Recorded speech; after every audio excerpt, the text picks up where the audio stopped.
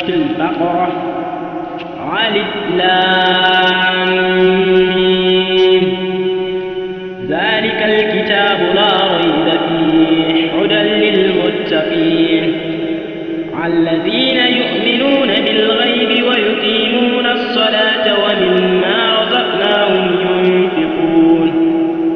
والذين يؤمنون بما أنزل إليك وما أنزل من قبلك وبالآخرة هم يوقنون أولئك على هدى من ربهم وأولئك هم المفلحون إن الذين كفروا سواء عليهم أأنذرتهم أم لم تنذرهم لا يؤمنون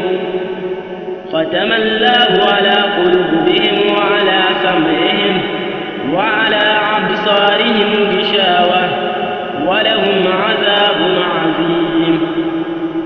ومن الناس من يقول آمنا بالله وباليوم الآخر وما هم بمؤمنون يحاربون الله والذين آمنوا وما يخدعون إلا أنفسهم وما يشعرون في قلوبهم مرض فزادهم الله مرضا ولهم عذاب عظيم بما كانوا يكسبون وإذا قيل لهم لا تفسدوا في الأرض قالوا إنما نحن مستحيون ألا إنهم هم المفسدون ولكن لا يشكرون وإذا قيل لهم آمنوا كما آمن الناس قالوا أنؤمن كما آمن السفهاء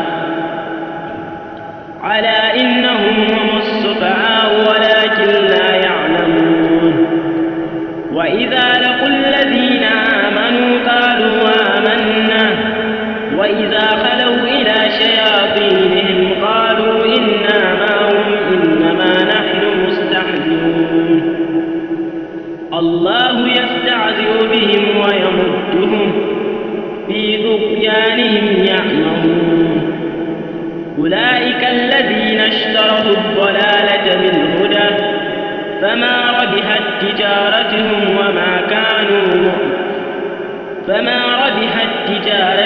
وما كانوا مهتدين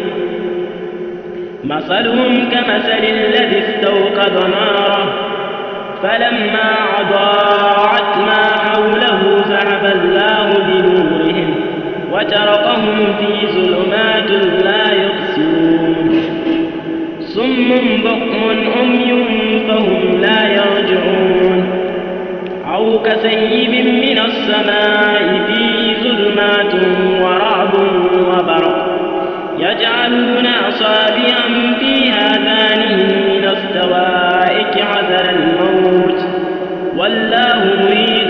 بالكافرين يكاد البرق يخطف أبصارهم كلما أضاء لهم مشوا فيه وإذا أظلم عليهم قاموا ولو شاء الله لذهب بسمعهم وأبصارهم